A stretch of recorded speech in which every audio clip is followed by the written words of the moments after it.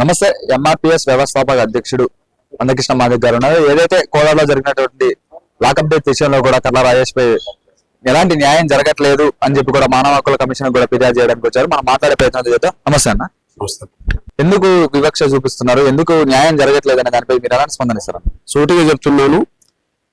SI అసలు రాజేష్ మృతికి ప్రధాన కారకుడు ఎస్ఐ సురేష్ రెడ్డి, చెలుకూరు ఎస్ఐ. రాజేష్ మీద మృతుడైన రాజేష్ మీద ఎలాంటి ఫిర్యాదు ఎఫ్ఐఆర్ నమోదు లేని రోజుల్లోనే ముందస్తుగా 4-5 రోజుల ముందే ఆయనను అరెస్ట్ చేసుకొని చిత్రహింసలు పెట్టి చివరికి కోర్టుకు హాజరుపరిచే ముందు ఇంజక్షన్ ఇప్పించడంలో కూడా ఐకార్డ్ అనే ఇంజక్షన్ ఇప్పించడంలో కూడా ఆయనే ప్రధాన బాధ్యుడు. ప్రధాన బాధ్యుడు ఎస్ఐ అవుతాడు. ఎస్ఐ సూచన మీద అరెస్ట్ చేసిన పోలీసులు అవుతారు, అరెస్ట్ చేయించింది. అదే సమయంలో చట్ట విరుద్ధంగా కోదాడ రూరల్ స్టేషన్ లో లాకప్ లో పెట్టారు కాబట్టి సిఐ కూడా బాధ్యుడు అవుతాడు. కాబట్టి చర్య తీసుకుంటే అందరి మీద చర్య తీసుకోవాలి. చర్య తీసుకోలేకపోతే లాకప్ డెత్ కు మాకు సంబంధం లేదని మీరు బహిరంగ చెప్పదలుచుకుంటే బహిరంగ చెప్పాలి. బహిరంగ చెప్పరు, అందరి మీద సమానంగా చర్య తీసుకోవడం. ఇప్పుడు సురేష్ రెడ్డి కాబట్టి ఆయనను మాత్రం ఎస్పీ కార్యాలయానికి అటాచ్ చేశారు. సిఐ ఒక బీసీని అక్కడి నుంచి సస్పెండ్ చేయడం జరిగింది. ఇది వివక్షత కాదా? నిర్లక్ష్యం కనిపించింది చర్య తీసుకోవడంలో. తీసుకునే సమయానికి వివక్షత కూడా కనిపిస్తున్నది. దానికి కారణం సురేష్ రెడ్డిని కాపాడుతున్నది ఎమ్మెల్యే రెడ్డి.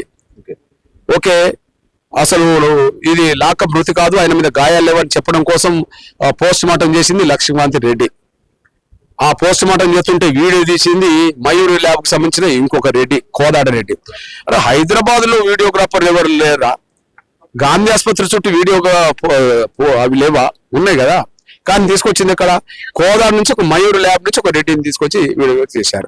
ఒక రెడ్డిని కాపాడుకోవడానికి ఇంతమంది కూడా ఏకమై ఇంతగానం చేయాల్సినంత అవసరం వచ్చింది. కులతత్వం కాకపోతే 2 నెలల క్రితం వరంగల్ నగరంలో ఒక మహిళను వేధించిందట ఒక ఎస్ఐ. ఒక 11 గంటలకు హోటల్ నడుస్తుంటే ఆ 11 గంటలకు ఎందుకు నడుతుందని చెప్పి లోపలికి వెళ్ళి కొంత తాగి ఉన్నాడు అని చెప్పి ఎస్ఐ తాగి ఉన్నాడు, నా మీద వేధించిండు అని చెప్పి ఒక ఫిర్యాదు అందింది.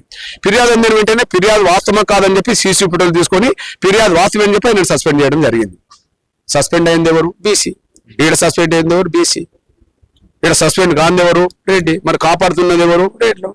అరే ఒక మహిళను ఏదో అన్నడాన్ని చెప్పి ఆడ మర్డర్ జరగలే, ఇంకేం జరగలే, ఏదో వేధించిందని చెప్పి ఫిర్యాదు వస్తేనే ఒక బీసీ మీద కేసు పెట్టిండ్రు, ఆయన సస్పెండ్ చేసిండ్రు.